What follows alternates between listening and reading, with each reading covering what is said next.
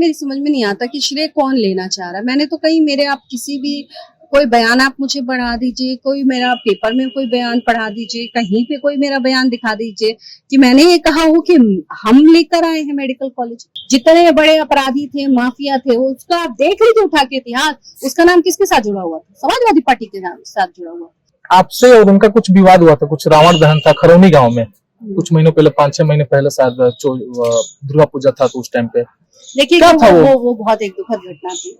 हिंदुत्व का अर्थ ही ये है कि जो अपने अंदर परमात्मा को अपने अंदर तत्व बनाकर रखे, वो हिंदुत्व है। नमस्कार, प्रणाम। मैं हिमांशु सिंह बिक्की, आप सभी का स्वागत है हमारे YouTube चैनल लोक मचान में। आज हमारे साथ जुड़ गई हैं उत्तर प्रदेश की बांसडीह की विधायिका केतकी सिंह जी, जिन्होंने 2012 में भी चुनाव लड़ा था, फिर 2017 में भी चुनाव लड़ा था। हालांकि दोनों बार उनकी हार हुई थी। 2017 में उन्होंने अपने विपक्ष सपा पार्टी के विधायक जो हैं, पूर्व विधायक रामगोविंद चौधरी को उन्होंने बहुत कड़ी टक्कर दी थी। उसके बाद फिर उन्होंने 2022 में लगभग 63,000 वोटों से जीत हासिल की थी। स्वागत है आपका हमारे चैनल में। महिलाओं में आपका बहुत ज्यादा क्रेज है, बहुत सारी महिलाएं हैं जिनको राजनीति का रत तक भी मालूम नहीं है, वो लोग आपको बहुत मानती हैं, बहुत प्यार करती हैं। इस पर आपकी क्या प्रतिक्रिया है? देखिए, महिलाएं तो ऐसी होती, कहीं की भी महिला हो तो इतनी कोमल हृदय की होती है कि उसके मन में तो सभी के लिए बहुत प्रेम होता है। और जो महिला से ये दिखाकर, ये बताकर कि भाई मैं तुम्हारे साथ हूँ, तुम्हारी हर बात मेरी बात है, और मैं एक अपनी बहन, अपनी सहेली जैसे उनसे बात करती हूँ या उनके साथ रहती हूँ, उनको ये लगता है कि एक विधायक के नाते नहीं, वो मुझे अपना मानने के नाते मुझसे प्रेम करती हैं। तो एक अलग तरह का संबंध हमारा और उनका है। अभी हाल ही में विधानसभा सत्र चल रहा था, आपको विधानसभा सत्र में आपने भोजपुरी में भाषण दिया था, काफी उसकी चर्चा भी हुई थी, बहुत लोग उसकी सराहना कर रहे थे कि जो हमारी मातृभाषा है भोजपुरी है। आपने उस भाषा में विधानसभा भवन में आपने बात किया, क्या सोचती इसके पीछे?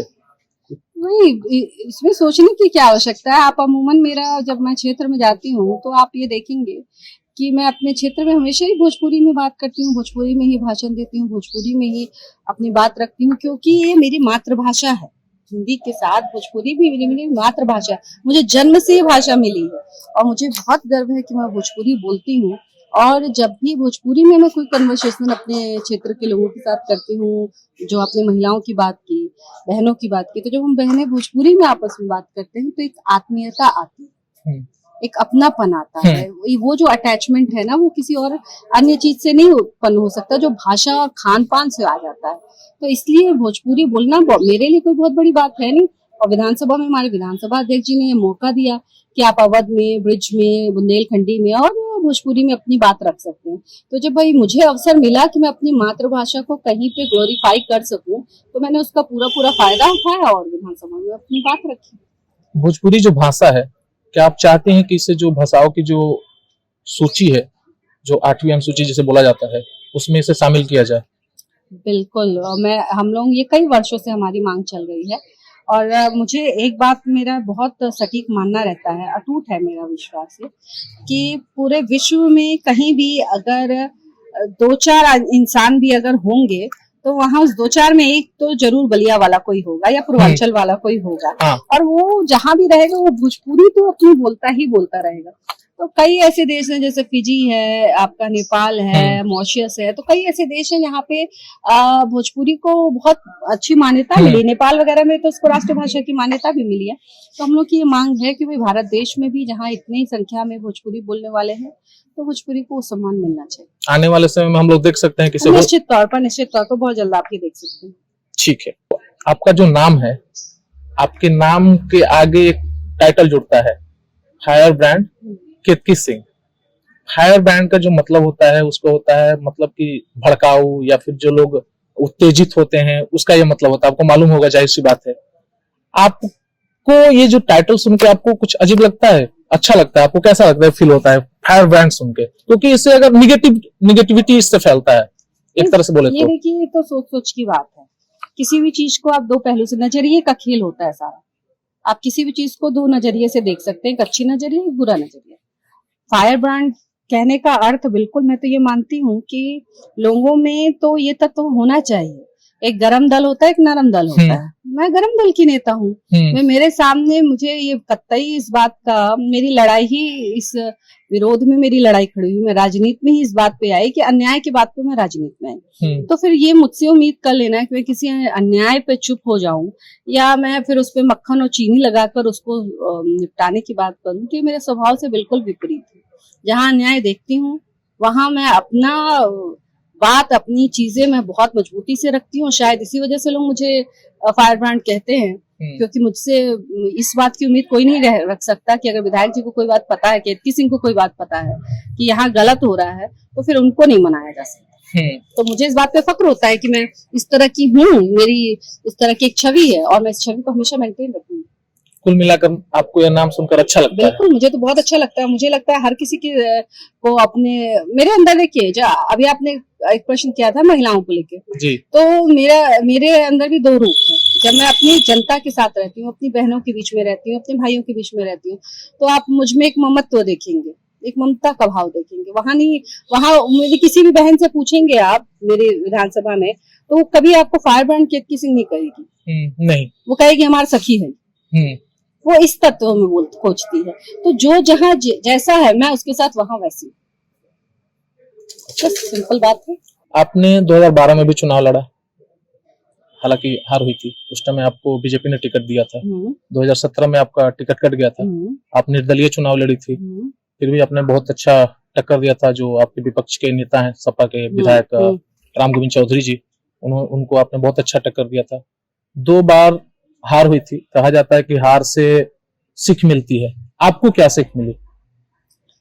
देखिए, मेरी जब मैं पहला चुनाव लड़ी थी तो उस समय भारतीय जनता पार्टी से जो मुझसे पहले उम्मीदवार थे वो 2800 वोट पाए थे। और मैंने 2011 में राजनीति शुरू की, मार्च में, और 2000 सक्रिय राजनीति, और 2012 में मार्च तक 1 वर्ष के भीतर चुनाव लड़ भी लिया, परिणाम भी आ गया, सब आ गया। तो 2800 वोट से सीधे जनता ने 30,000 वोट लेकर गई। दूसरी बार टिकट आप बता रहे हैं, निर्दल लड़ी थी। निर्दल उत्तर प्रदेश में मैंने इतिहास रचा 50,000 वोट पाकर। हाँ। तो मुझे कभी इस बात का एहसास नहीं हुआ कि हारना किसको कहते, क्योंकि जब भी हारी हूं तो एक नया कीर्तिमान स्थापित हुआ है। तो मेरे लिए तो हमेशा ही जीत के तर्ज पे रहा है। लोग जीत के उतना मान और नाम नहीं कमा पाते जितना मैं हार के कमा लेती थी। तो मेरे साथ तो हमेशा ये एक भगवान का आशीर्वाद रहता था, जनता का आशीर्वाद रहता था कि मेरी हार भी अपने आप में कीर्तिमान थी। तो हार से तो मैंने नहीं सीखा, परंतु एक चीज इतनी राजनीतिक जीवन में ये सीखी है कि आप जनता के साथ रहिए, जनता बदले में आपकी झोली भरती रहेगी। और इसके साथ छल कपट ये सब आपको दिखाने के, जैसे आप हैं वैसे आप जनता के बीच में जाएंगे, आपको ओरिजिनल जनता ने पसंद करना है तो वो आपको करेगी और आपकी झोली हमेशा भरती रहेगी। मतलब फेक पब्लिसिटी या फिर फेक जो मैं राजनीति होती है वो नहीं करनी बिल्कुल है। विश्वास नहीं करती हूँ कि बड़े बड़े विज्ञापन छपवा लो, बड़े बड़े फेसबुक पे डलवा लो, ये करा लो, नहीं। आपको ग्राउंड पे उतरना पड़ेगा, आपको जनता से बात करनी पड़ेगी, आपको उनके सुख दुख को समझना पड़ेगा, उनकी समस्याओं को समझना पड़ेगा। इससे काम बनता है, इससे लोग आपके साथ जुड़ते हैं। और इस तरह राजनीति का असली भाव ही, आजकल राजनीति का भाव बहुत बदल गया है। हम लोग तो देखते हैं, जब मैं छोटी थी तो मुझे लगता था कि मुझे जाना है, लोगों की सेवा करनी है, तो मैं उसको पॉलिटिक्स से जोड़ देती थी। पर जब रियल लाइफ में मैं पॉलिटिक्स में उतरी तो मुझे समझ में आ रहा है कि पॉलिटिक्स सेवा के अलावा बहुत कुछ है। पर असली भाव तो राजनीति का, जब अटल बिहारी वाजपेयी जी लोग थे तो यही, इसी जयप्रकाश नारायण जी थे तो यही भाव था कि भाई गरीब जनता की सेवा करो, वही भाव राजनीति। मैं उस भाव को लेकर चलती। अभी हाल ही में एक विवाद चल रहा है, बहुत आप सुर्खियों में है, जो मेडिकल जो कॉलेज पास हुआ है। पहले तो उसके लिए बहुत बहुत बधाई। मैं भी एक बलिया का ही वासी हूँ, उसके लिए आपका मैं बहुत बहुत धन्यवाद करता हूँ कि आपको, चाहे जो भी, मेरे हिसाब से जिसने भी लाया, एक बलिया में विकास हुआ है। मेरे हिसाब से तो यही मैं बात करूंगा इस पे। लेकिन इसके ऊपर क्या हो रहा है कि श्रेय लेने वाली बात चालू हो गई है। पहले तो आपका एक बयान आया कि जो इसमें जो मेडिकल कॉलेज बनेगा, जो अस्पताल बनेगा, उसमें जो मुस्लिमों के लिए एक अलग वार्ड की व्यवस्था की जाए, अलग विंग की व्यवस्था की जाए, आपने ये बयान दिया था। इसके ऊपर बहुत सारे जो विपक्ष के नेता हैं उनका प्रतिक्रिया है। आपकी कुछ पार्टी के भी नेताओं ने भी इस पर प्रतिक्रिया दी। एग्जाम्पल के तौर पे अगर ले ले तो परिवहन मंत्री जी जो हैं जयशंकर सिंह जी, उन्होंने कहा है कि आपकी जो ये राय है जो अस्पताल में अलग विंग वाली, तो इसे आप अपने विधानसभा में करिए, बलिया में ना करिए। इसके ऊपर आपकी क्या प्रतिक्रिया है? देखिए, मैं बलिया की बेटी हूँ, आवाजडी की बहू हूँ, तो ये तो मेरा जिला है, मैं यहाँ की मूल निवासी हूँ। तो मुझे नहीं लगता कि किसी को मुझे सुझाव देने की आवश्यकता है कि बलिया में मुझे क्या करना चाहिए क्या नहीं, क्योंकि बलिया मेरा है।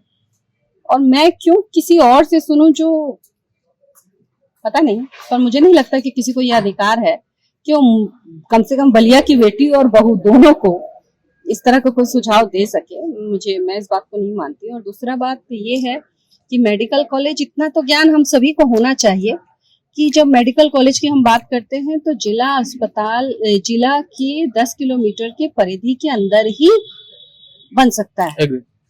और मेरी विधानसभा जिला मुख्यालय से 18 किलोमीटर की दूरी पे, तो इट्स अ वास्ट डिस्टेंस जिसको हम लोग कवर, अगर उस नजरिए से देखें तो नहीं कवर कर सकते, राइट? हाँ।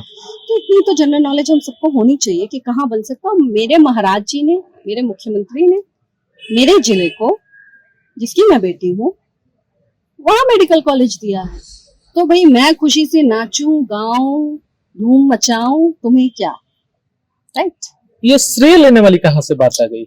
श्रेय तो एक ही व्यक्ति का जाता है, एक ही व्यक्ति। बलिया जिले का कितना बड़ा दुर्भाग्य था कि इस जिले ने पिछली सरकारों में 5-5, 6-6 मंत्री दिए अन्य सरकारों में, और क्या मिलता था बलिया जिले को? बलिया जिले का क्या दुर्गति था ये किसी से छुपा नहीं।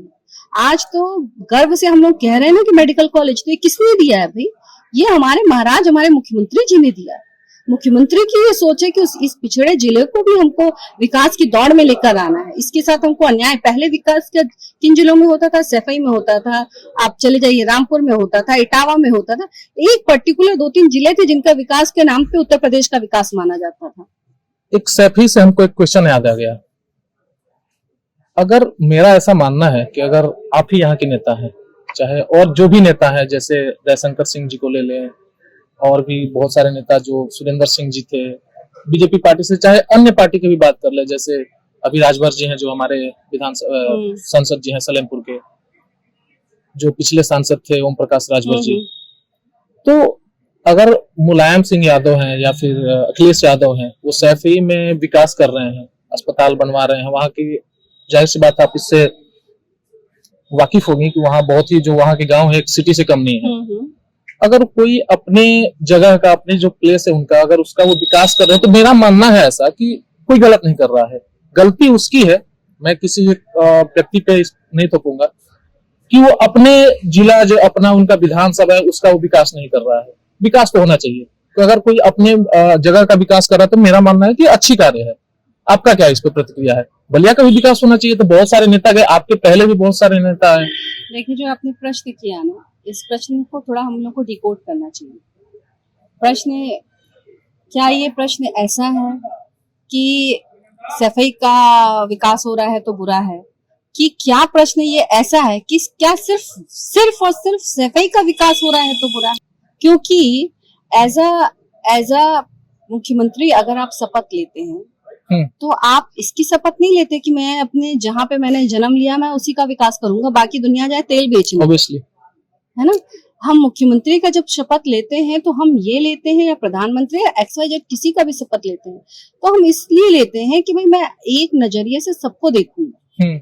और जब एक जिम्मेदार पद पर बैठा हुआ आदमी जब इस तरह का पक्षपात करने लगे कि सफाई में 24 घंटे बिजली आए और बाकी अन्य जिलों में 6 दिन में और 6 दिन रात में बिजली आए, तो वहाँ दिक्कत है। हम लोग भी यही कि हम लोग इस चीज से वाकिफ हैं। ये बहुत दिन, 7 साल पहले की बातें हैं, जब 6 दिन बिजली या दिन में आती थी, 6 दिन रात में आती थी, और जब आती भी थी तो उसमें 2-3 घंटे से ज्यादा बिजली नहीं आती थी। मेरे ऊपर कितने मुकदमे हैं बिजली को लेकर थे।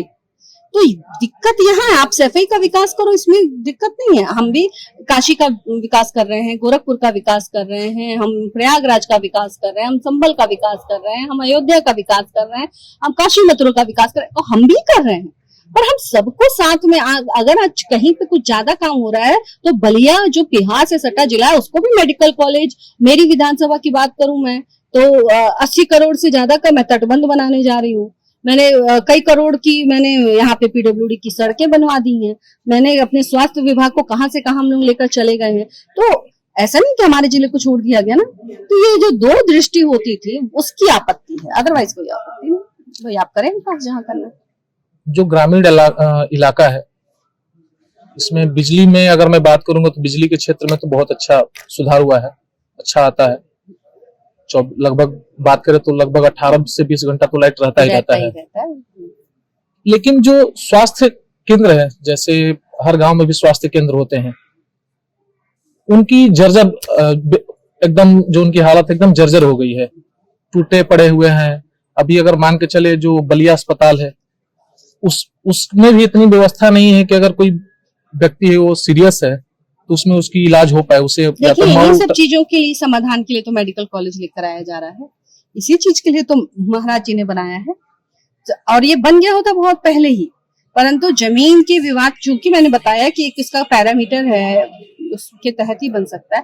तो जमीन को वो करने में, फिर उसको ट्रांसफर करने में, फिर पूरा एक प्रोसेस करने में थोड़ा समय लगा।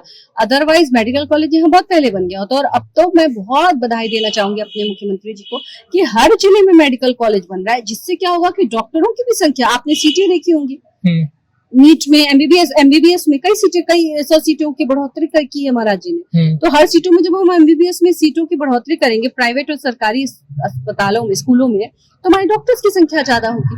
तो जब डॉक्टर्स की संख्या ज्यादा होगी तो हमारे पास डॉक्टर्स ज्यादा होंगे। देखिए, आज तक इस देश में जो हमारे मूल समस्याएं थी ना, उसको एड्रेस नहीं किया, जिस वजह से हमारी ये दुर्गति है। अब तो मैं, हमारे देश के प्रधानमंत्री मोदी जी हैं, हमारे प्रदेश के मुख्यमंत्री योगी आदित्यनाथ जी हैं, मैं बहुत बधाई देना चाहूंगी कि बड़ी बड़ी बातें नहीं, हम छोटी छोटी चीजों पे छोटे छोटे स्टेप उठा के और इस देश को बड़ा करने के प्रयास में।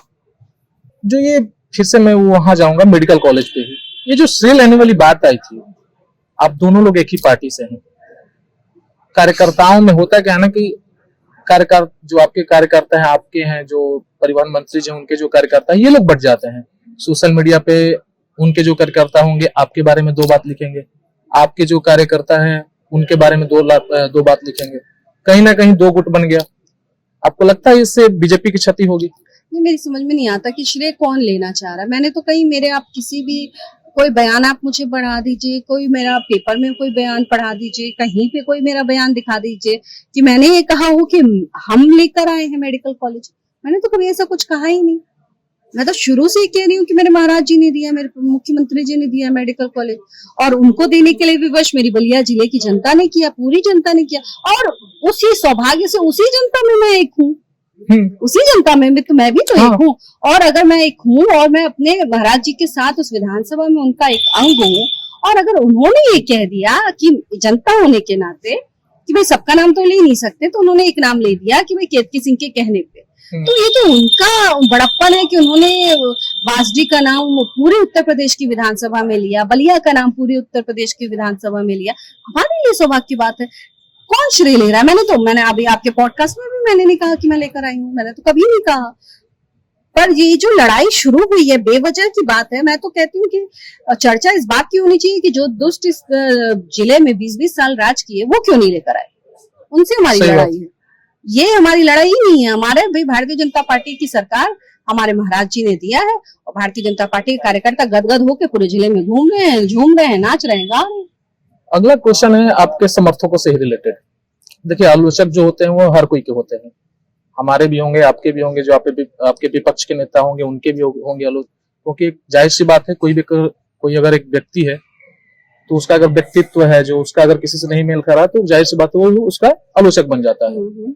आपके कुछ ऐसे आलोचक बन गए 2000, खास करके बात करें तो 2022 के बाद जो आपका चुनाव था, उसके बाद अगर आलोचक बनने का कारण ये था जो नगर पंचायत चुनाव था उससे रिलेटेड टिकट बंटवारे को लेकर, तो ये क्या, इसके पीछे का क्या कारण था मेन? कि जो आपके ही समर्थक थे, जो आपके मुख्य समर्थक थे, मैंने देखा है, मैं भी यहीं से निवासी हूँ, मैं भी आपके बहुत सारे कार्यकर्ताओं के बीच में रहा हूँ, तो बहुत अच्छी तरह से जानता हूँ। तो ये क्या कारण था कि जो आपके समर्थक थे, खास समर्थक थे, वो आपसे बट गए और आजकल सोशल मीडिया पे आपकी ही आलोचना कर रहे हैं? देखिए, जब आप किसी पद पर बैठ जाते हैं ना, तो लोगों की आकांक्षाएं, अपेक्षाएं बहुत ज्यादा आपसे हो जाती हैं। और एक व्यक्ति के बस का ये संभव नहीं हो पाता कि वो सबको खुश कर सके। तो उसी का शिकार मैं भी हूँ और मुझे नहीं लगता मैं इतनी महान हूँ कि मुझसे कोई गलती ना होती हो। मैं भी इंसान हूँ और संभवतः अगर मेरे कार्यकर्ता नाराज हैं तो जरूर मुझसे कहीं ना कहीं कोई गलती हुई होगी जिस वजह से नाराज होंगे, क्योंकि मेरे कार्यकर्ता उसमें के नहीं है। मेरे कार्यकर्ता वो हैं जब मेरे पास लड़ने को पैसा नहीं था तो वो अपना पैसा लगा के लड़ते थे, अपने घर से रोटी ले आते थे, मुझे भी खिलाते थे, खुद भी खाते थे। तो मेरे वो कार्यकर्ता उसमें के, तो अगर वो नाराज हैं, अगर कोई ऐसा नाराज है तो 100% मेरी ही कोई कमी होगी, गलती होगी जिसकी वजह से वो नाराज होंगे और मैं उसको सही करने का बिल्कुल प्रयास करूंगी। मतलब एक तरह से आप उनको एक संदेश दे रही हैं इस मायने में। बिल्कुल, मैं तो हमेशा, मैंने शुरू से 2012 से मैंने एक ही बात कहा है हमेशा कि मेरे लिए सर्वोपरि मेरा कार्यकर्ता है, सर्वोपरि, उससे बड़ा कोई नहीं। 2022 के बाद बांसडीह में मुख्य जो कार्य हुए होंगे जो विकास के तौर पे, क्या हुआ था आपके नजर में, क्या क्या हुआ है? देखिए, बांसडीह में मैं बात करने जाऊं तो बहुत सारे ऐसे काम हैं जिनको मैं गिना सकती हूँ।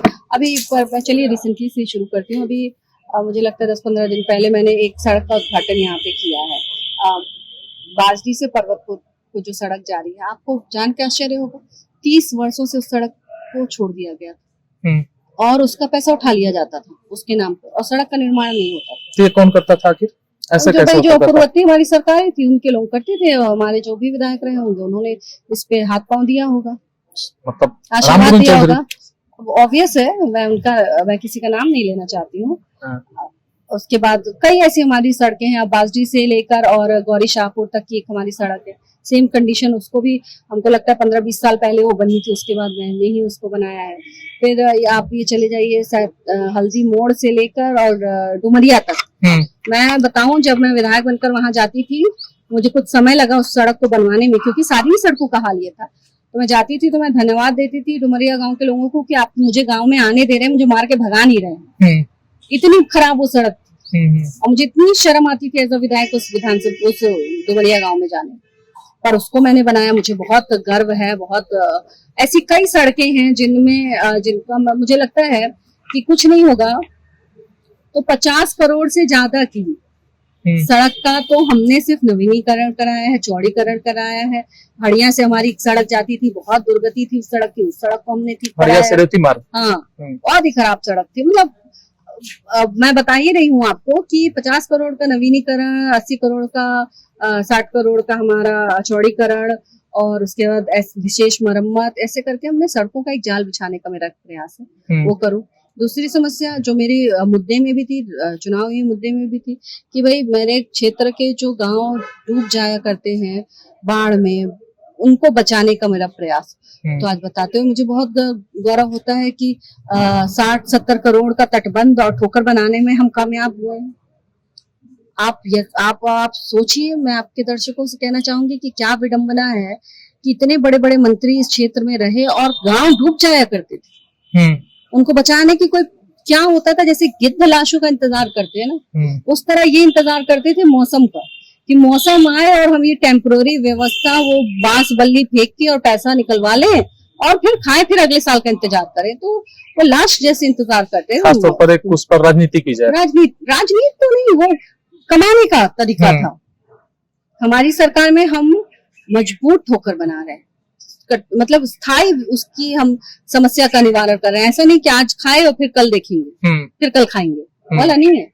स्थायी निवारण करके हर गांव को सुरक्षित करने में आज हम कामयाब हुए हैं। इसके लिए मैं बहुत धन्यवाद अपने महाराज जी को देना चाहती हूँ। और सबसे बड़ी जीत जो स्वास्थ्य की आप बात कर रहे थे, कुछ भी होता था तो बलिया वाले को कहाँ जाना पड़ता था, मऊ जाओ, बनारस जाओ, लखनऊ जाओ।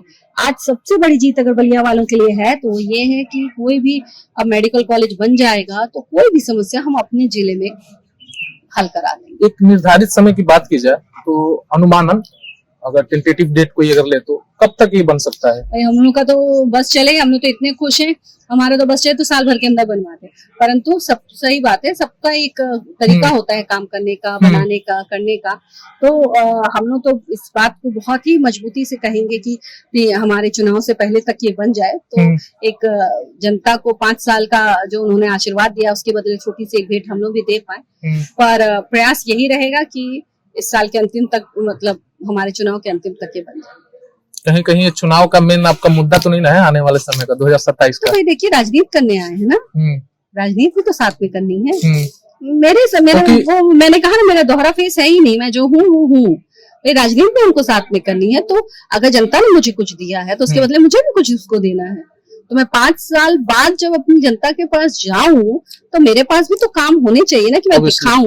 हमारी पार्टी जात पात की राजनीति तो करती नहीं, अगड़े पिछड़े की राजनीति करती नहीं, जात धर्म की राजनीति करती नहीं। हमारी पार्टी राजनीति करती है विकास की। तो अब जब मैंने विकास किया वो तो मुझे जनता को दिखाना पड़ेगा ना, तो क्यों नहीं राजनीति का मुद्दा होना चाहिए और क्यों नहीं इस पे बात होनी चाहिए। सड़क की हम लोग बात कर रहे थे, आपने बताया कि बहुत सारे अपने मार्ग गिनवाए, जैसे हड़िया से लेकर रेवती मार्ग हो गया, आपने डुमरिया का भी बात किया। एक आपके ही विधानसभा क्षेत्र में एक गांव आता है मुड़ाडी, त्रिकालपुर से एक मुड़ाडी का मार्ग है। आप क्या पता आपको ये बात मालूम होगी, बहुत ही उसकी हालत जर्जर है, बहुत जर्जर है, सही कहा। और मैं इस बात को इसलिए इस बात की चर्चा आपसे मैं इसलिए कर रहा हूँ क्योंकि वहाँ के जो लोग हैं जो जुड़े हुए हैं, जब उन्हें मालूम चला कि मैं आपका पॉडकास्ट लेने वाला हूँ, उन्होंने खास तौर पे बोला था कि आप ये बात विधायिका जी से जरूर बोलिएगा कि ये सड़क का निर्माण हो जाए, क्योंकि बरसात में बहुत ही खराब बहुत दिक्कत हो जाता है उस बहुत खराब सड़क है। पर मैं देखिए, जैसे आपने मुड़ाडी की बात की, तो मुड़ाडी की एक और सड़क थी, उस सड़क को मेन उससे जुड़ती थी, मेन मुड़ाडी से ही होते हुए वो आती है सड़क, और एक पुल था जो टूट गया था बीच में। हाँ, मैं उसी सड़क की बात कर रहा हूँ। हाँ, तो आधी सड़क तो वो कार्य लगा हुआ था, लेकिन पुल हमने बनवा दिया। बन चुका है। हाँ। आधी सड़क भी उस जो गांव में एंट्रीज है वो सड़क बन गई है। पुल के इधर जो अप्रोच मार्ग है वो बचा हुआ है, और वो भी बचा इस वजह से था कि मतलब जब काम शुरू हुआ तो जिन लोगों ने काम कराया, मैंने इसका संज्ञान बल्कि आपकी पॉडकास्ट से थोड़ी देर पहले ही लिया था, उस गांव के प्रधान हमारे आए थे तो मैंने लिया था, तो उन्होंने बताया, विभागीय अधिकारी ने बताया कि मैडम वहाँ पे गिट्टियां डल गई थी, परंतु ये जो जल कल हमारी योजना चल रही है, हर घर जल पहुंचाने की योजना, उस योजना के तहत फिर उस सड़क को उखाड़ना पड़ गया। अच्छा। उसमें पाइप डालने के लिए। तो अब जब वो पाइप डल गया है और उसमें अब एक बार और उसको जांच करनी पड़ेगी कि पाइप से कहीं पानी लीक तो नहीं हो रहा, क्योंकि अगर लीक होगा तो फिर वो आपकी बनी हुई सड़क हमको खानी पड़ेगी। हाँ। तो उससे अच्छा है कि हम कुछ दिन वेट कर लें, उस पानी को चल के देख लें कि मतलब उस पाइप से कहीं पानी लीक तो नहीं हो रहा, उसके बाद बची हुई जो सड़क है उसको हम कंप्लीट करा देंगे। तो कुछ दिन की और बात है, जैसे ही हमारी पाइपलाइन का हमारा काम पूरा हो जाता है, वो जांच जैसे हो जाती है तो वो सड़क का बचा हुआ हिस्सा भी हम पूरा करा देंगे। ठीक है, आप लोगों को विश्वास दिला रही हैं। अरे वो हम ही ने करा दी है। अब देखते हैं, बस वो आशा कर सकते हैं कि 2027 से पहले दर्शकों को मतलब जो यहाँ की जनता उन्हें मिल जाएगा। है कि 6 महीने के अंदर जैसे ही हमारी जलकल की पाइप का जांच हो जाएगी, हो जाएगा कंप्लीट। ठीक है, 2027 का चुनाव आने वाला, लगभग 1 से 1.5 साल लगभग अनुमानन, क्या आपकी जो तैयारियां चल रही हैं, क्या कुछ मुख्य कार्य हैं जो उसके बाद आप कराएंगे अगर जीतती हैं तो? जीतते हैं तो जो हमारे विकास कार्य हैं हमारे जिले में, हमारे विधानसभा में, उसको मैं लगातार ऐसे ही कराती रहूंगी। और ज्यादा हम लोग को ध्यान देने की आवश्यकता है। अभी हमारे जैसे स्वास्थ्य का तो बहुत ही बड़ा एक मुद्दा था, मुझे लगता है मेरे जिले का, तो हल हो जाएगा। और शिक्षा में भी अगर हम बात करें तो आज सरकारी शिक्षा में भी हम कायाकल्प की योजना के तहत 19 पैरामीटर्स पे काम कर रहे हैं और पूरा शिक्षा व्यवस्था को बदलने की बात कर रहे हैं। और अभी कई ऐसी काम है जो मेरा मुख्य उद्देश्य है कि मैं यहाँ पे एक रोजगार फैक्ट्री ले आने में सक्षम हो जाऊं। अच्छा। एक फैक्ट्री मैं यहाँ डलवाना चाहती हूँ अपने जिले में, अपनी विधानसभा में डलवाना चाहती हूँ, जिससे रोजगार ज्यादा से ज्यादा उपलब्ध हो। और उसी का मेरे मन में एक टीस रह जाएगा कि उसको मैं कैसे ले आ सकूं, उसको मैं कैसे करा सकूं, और उसके लिए मैं प्रयासरत हूँ। बस जनता का आशीर्वाद चाहिए कि इसी सत्र में मैं ये काम कराने में सक्षम हो जाऊँ। अगले सत्र के लिए बहुत कुछ रखना नहीं चाहती हूँ। काफी है इतना आपके हिसाब से? उसके बाद इसी को मेंटेन कर ले हम लोग तो बहुत अच्छा हो जाएगा। अगला क्वेश्चन है समाजवादी पार्टी से रिलेटेड, जाना भी है। वो लोग अभी जगह जगह जो है जन चौपाल कर रहे हैं, पीडीए जन चौपाल उन्होंने उसका नाम दिया है। इस पर आपकी क्या प्रतिक्रिया है और जो भाजपा है उसकी क्या रणनीति है इसके ऊपर? देखिए, ये तो जनता को ठगने का काम करने के लिए लोग तरह तरह के शोशाबाजी लेकर आते हैं, पीडीए और ये और वो। आप ये बताइए कि आज इनको पिछड़ा दलित आदिवासी याद आता है, और जब इनकी सरकार थी तो सबसे ज्यादा, मैं डंके की चोट पे कहती हूँ, सबसे ज्यादा प्रताड़ित अगर कोई बिरादरी हुई तो दलित बिरादरी हुई। सबसे ज्यादा प्रताड़ित दलित बिरादरी को इन लोगों ने अपनी सरकार में किया, इनके गुंडों ने किया।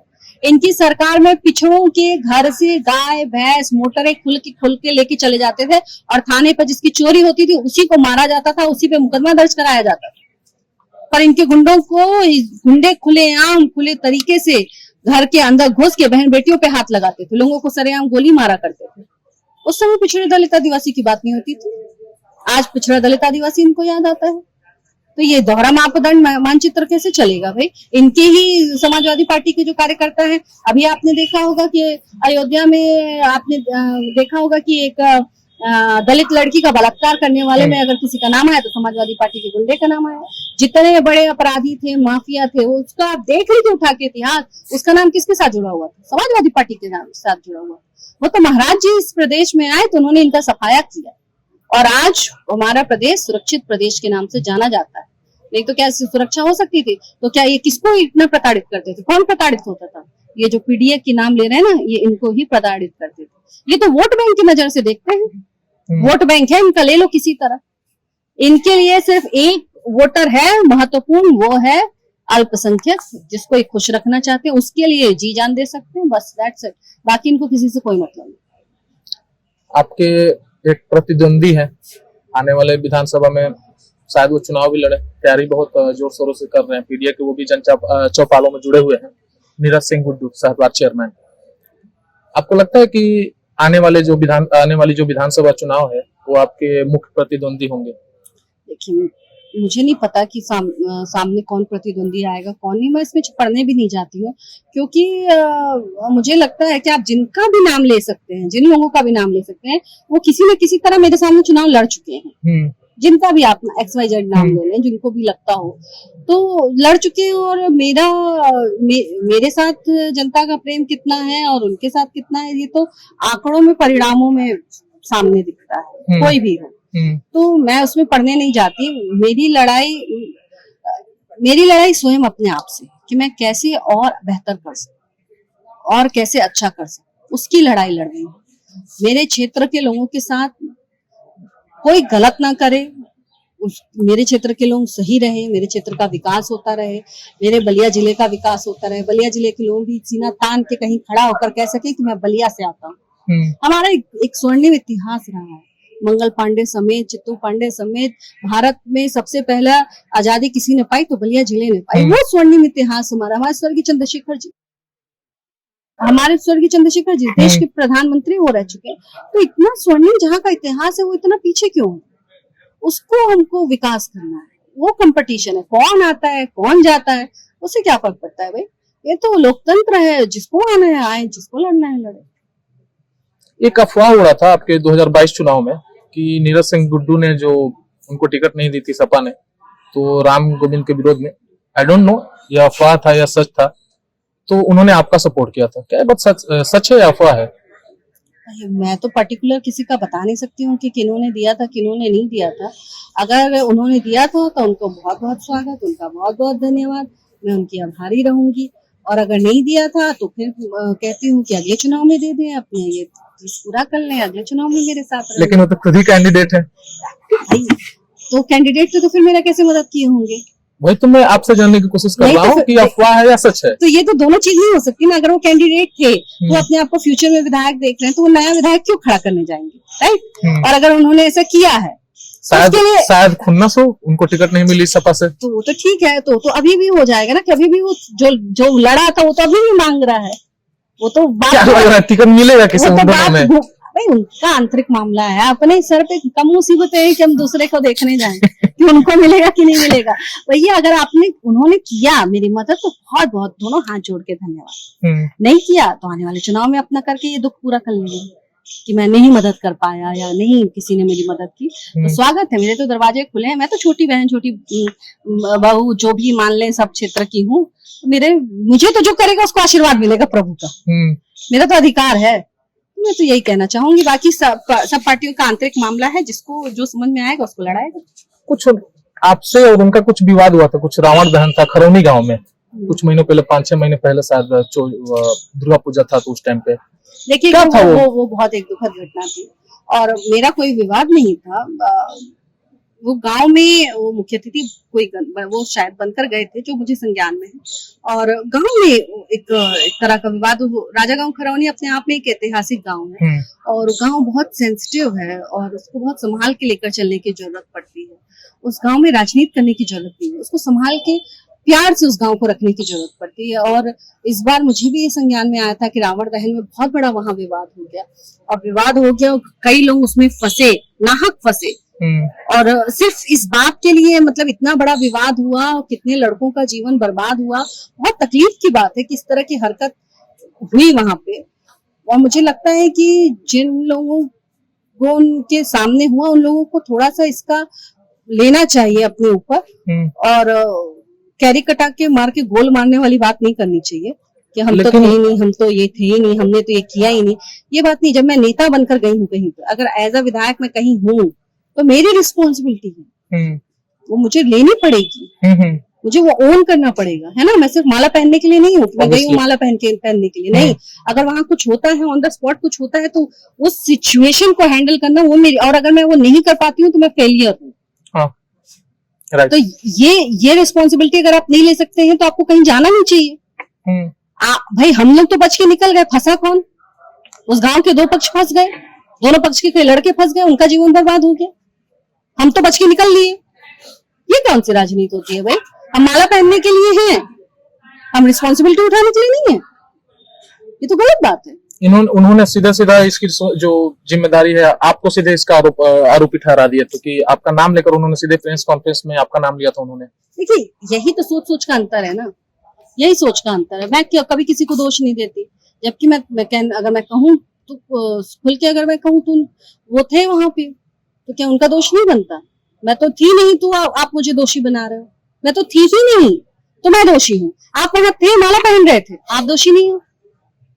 डबल स्टैंडर्ड कैसा है भाई? आप, अगर मैं वहां रहती, मेरी कोई प्रेजेंस आपको दिखती, मेरा कोई फोन आपको दिखता, तो मेरी समझ में आता कि हाँ मेरी फॉल्ट है। रात में 4 बजे तक, सुबह में 3:30 बजे तक पूरे प्रशासन के साथ मैं फोन पर लगी रही कि किसी तरह उस गांव में सेटल हो जाए मामला, मुकदमे दर्ज ना हो, आपस में एक सुलह समझौता हो जाए, बच्चे ना फंसे, एटलीस्ट बच्चे ना फंसे। भाई बड़ों को लड़ना मरना है, लड़ो मरो, बच्चे ना फंसे, उनका करियर है आगे। पर 3:30 बजे तक लगने के बाद भी जब नहीं हो पाया तो मुझे बहुत अफसोस हुआ। और लोग उसमें आग में घी डाल रहे थे। नेता का काम आग में घी डालना नहीं है, उसको बुझाना है।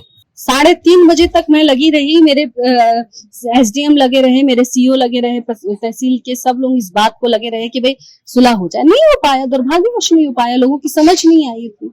और अब बहुत देर हो चुकी है। तो अभी भी केस ऑनगोइंग है? हाँ, ऑनगोइंग है। अभी भी कई लोग जेल में हैं, अभी भी लोग 4-4 महीने से जेल में हैं, उनकी जमानत नहीं हो पा रही है, जमानत नहीं हो पा रही है। नवयुवक होंगे सारे, नवयुवक है, उनकी रिस्पॉन्सिबिलिटी कौन उठाएगा? हम तो कह दिए कि भाई सामने राजनीति हमने कर दिया, फलाने ने किया, भाई अपना नाम ऊपर करने के लिए हमने किसी का नाम ले लिया कि फलाने ने किया। That's a bullshit. कैसे कर दिया भाई?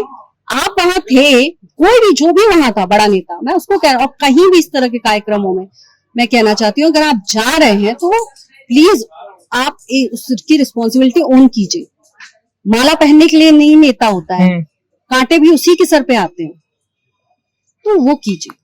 खत्म कर लें कहीं दिन। आप हिंदुत्व को कैसे परिभाषित करती हैं आपके हिसाब से? मेन क्वेश्चन है। देखिए, हिंदुत्व कोई धर्म नहीं है। लोग बहुत इसको मिसकंसेप्शन इसके बारे में हो जाता है कि हिंदुत्व एक धर्म है। नहीं, हिंदुत्व अपने आप में एक जीवन है, एक जीवन शैली है। हिंदुत्व का अर्थ ही यह है कि जो अपने अंदर परमात्मा को अपने अंदर तत्व बनाकर रखे, वो हिंदुत्व है। हमारा आज मूर्ति पूजन और ये मंत्रोच्चारण और ये सारी चीजें इसमें जुड़ी हैं, ये इसके एक भाग है, पर हिंदुत्व इन सब से कहीं ऊपर है। और मेरे लिए हिंदुत्व मुझे हमेशा ये सिखाता है कि अपनी बाहें सभी के लिए खोल कर रखो, पर अपनी रक्षा के लिए अपने आप को, अपने समाज को मजबूत रखना, ये भी तुम्हारे धर्म में ही आता है। अपने धर्म की रक्षा करना भी तुम्हारा धर्म है। और मैं इसको बहुत मानती हूँ। ठीक है, इसको यहीं पे समाप्त करते हैं। बहुत बहुत बहुत धन्यवाद हमें बहुमूल्य समय देने के लिए। फिर मिलेंगे। बिल्कुल, आते जाते रहिए। और इन मच्छरों से मेरी ऐसी तैसी हो गई है।